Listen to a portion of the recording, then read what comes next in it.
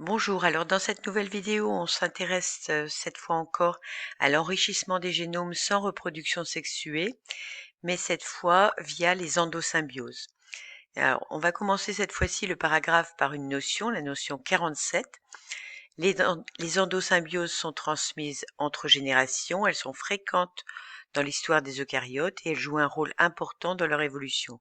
C'est ce que nous allons démontrer dans ce paragraphe, avec un premier sous-paragraphe concernant les bactéries devenues des chloroplastes. Alors on peut le démontrer expérimentalement, j'ai pas fait ce choix pour cette année. Vous avez ici à la page 46 de votre livre la mise en situation et la recherche à mener. On recherche l'origine des chloroplastes des eucaryotes et on souhaite vérifier que ces chloroplastes seraient issus de la phagocytose, c'est-à-dire de la digestion de cellules bactériennes photosynthétiques qu'on appelle des cyanobactéries par des cellules eucaryotes primitives, donc des cellules qui étaient capables de respirer, mais pas de réaliser la photosynthèse, ce qu'elles ont acquis en absorbant puis en digérant, c'est-à-dire en phagocytant une bactérie. Elles s'y seraient maintenues en établissant une relation symbiotique à l'intérieur de la cellule, c'est ce qu'on appelle donc une endosymbiose. On cherche aussi à montrer dans ce TP que cette association s'est accompagnée d'une modification du génome des deux partenaires. La problématique, c'est donc quels arguments suggèrent que les chloroplastes sont d'anciennes cyanobactéries dont le génome a régressé. Eh bien, pour répondre à cette problématique, on va utiliser la chromatographie, la technique de la chromatographie, pour montrer que bactéries et cellules eucaryotes chlorophylliennes possèdent des pigments capables de capter la lumière.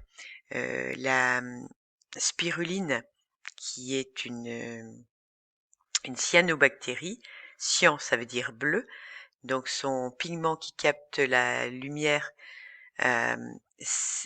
qui va surtout lui donner sa coloration, c'est la phycobiline, des protéines qui captent la lumière, mais on va montrer qu'elle possède aussi de la chlorophylle A et la chlorophylle B, comme le possèdent nos végétaux actuels. Si on observe au microscope électronique d'une part une cyanobactérie et d'autre part un chloroplaste extrait d'une algue rouge, eh bien on voit exactement les mêmes structures, des membranes internes très développées dans la cyanobactérie que l'on retrouve au sein du chloroplaste et que l'on appelle des thylakoïdes. Les thylakoïdes portent des phycobilisomes, c'est-à-dire des structures qui contiennent la fameuse phycobiline, le pigment bleu. Eh bien, on retrouve cela pour les chloroplastes d'algues rouges, et on les voit encore mieux au fort grossissement. Donc, on ne peut remettre en cause cette phagocytose, donc cette ingestion d'une bactérie qui est finalement restée à demeure dans nos cellules et dans les cellules ici de végétaux chlorophylliens, puisqu'il s'agit d'un futur chloroplaste. Alors on compare ici, déjà vous avez un certain nombre de termes de vocabulaire que je vous conseille de lire et de connaître.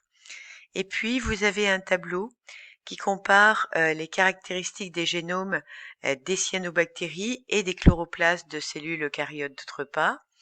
Vous voyez que la taille du génome d'une bactérie est assez importante, 3500 1000 bases, des kilobases, ce sont des milliers de bases, donc 3 millions de paires de bases, ce qui correspond à 3000 gènes. Donc on a à peu près un rapport de 1 pour 1000 qui se trouve au niveau des cyanobactéries. C'est la même chose pour l'autre cyanobactérie, mais donc un très gros génome. Eh bien, une fois devenu chloroplaste, on voit que ce très gros génome a perdu une grande partie de ses bases azotées ou de ses nucléotides.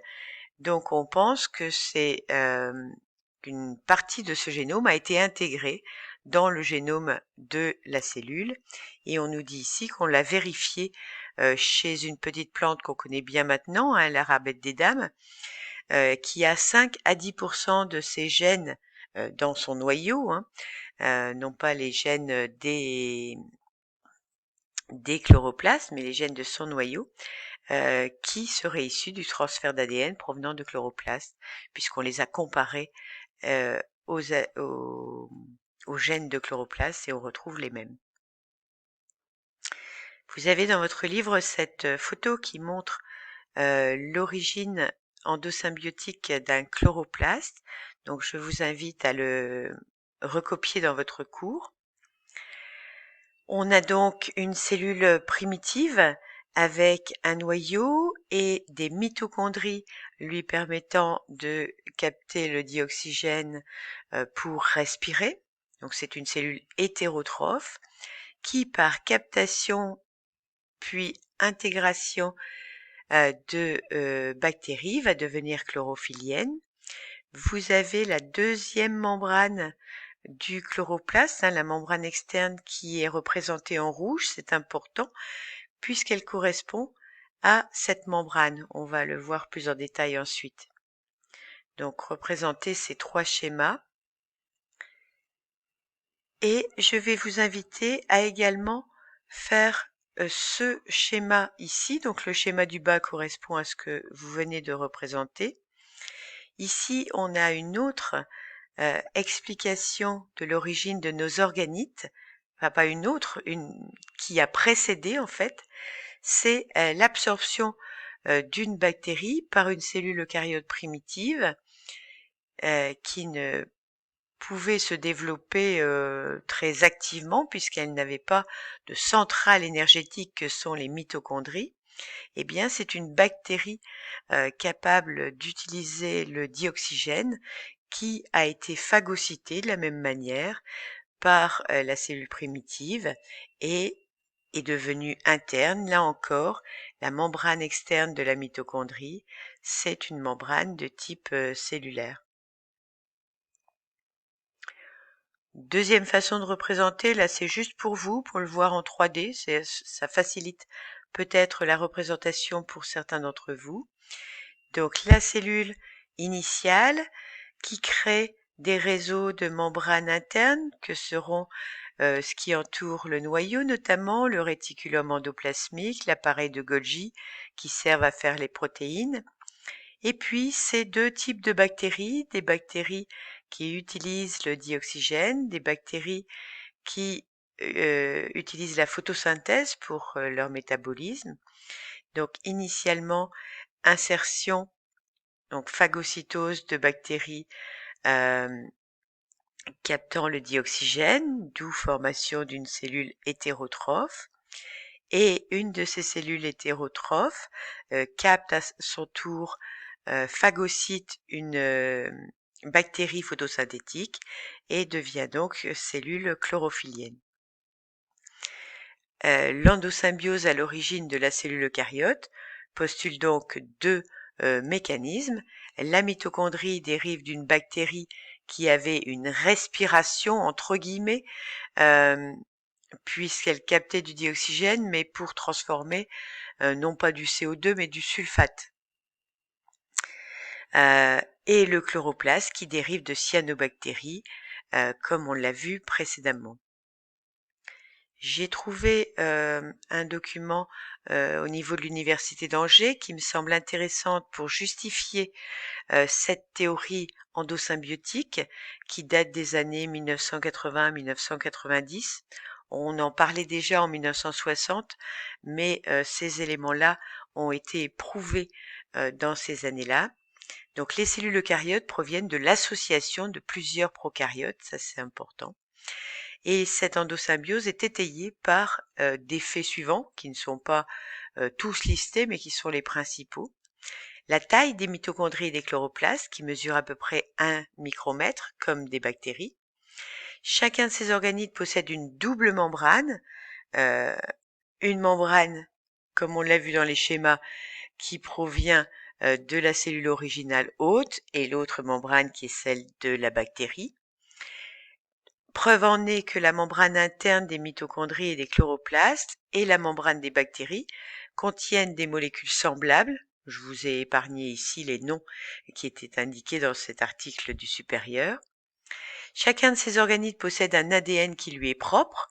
On dit que ce sont des organites semi-autonomes, ils fabriquent leurs protéines, etc. Donc la comparaison des génomes indique que les cyanobactéries ont contribué à l'origine des plastes. Cet ADN, il est circulaire, comme les plasmides des bactéries.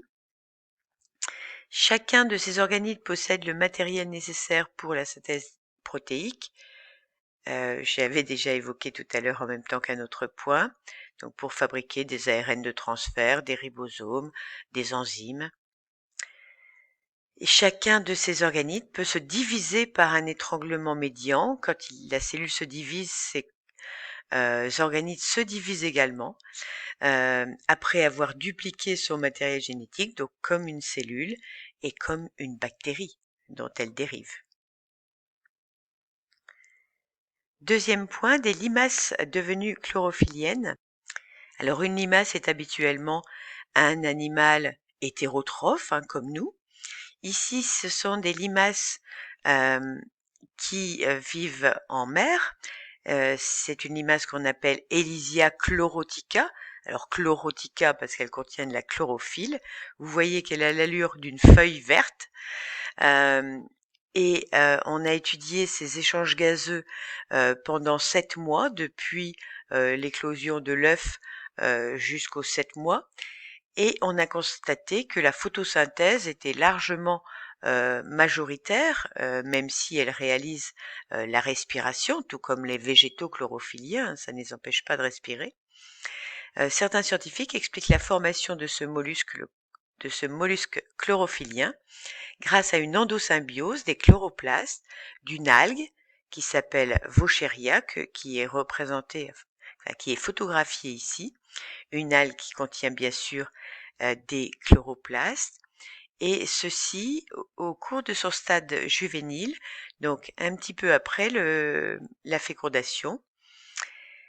Ces chloroplastes sont maintenus à l'état fonctionnel à l'âge adulte par la présence d'une protéine qui est codée par un gène d'Elysia qu'on appelle PSBO, et ce gène, elle l'a piqué, entre guillemets, au chloroplaste. On va en voir la preuve dans une comparaison anagène.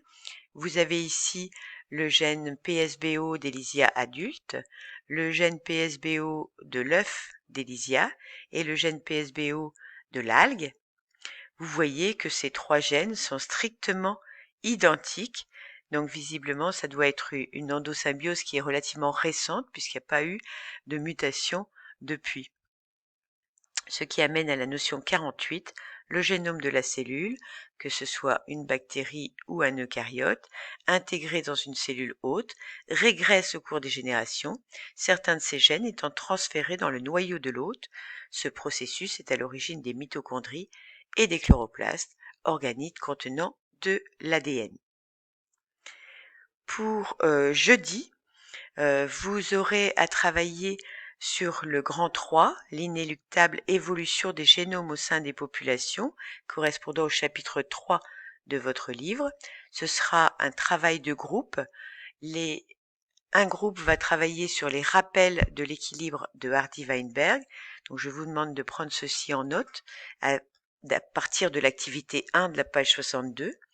2 groupes vont travailler sur les activités 2 et 3 des pages 64 et 66 pour montrer que des facteurs empêchent d'atteindre l'équilibre. Et enfin, 2 groupes vont travailler sur une différenciation génétique qui est obligatoire au sein des génomes avec ces 2 activités. Merci pour votre attention. Je n'ai plus de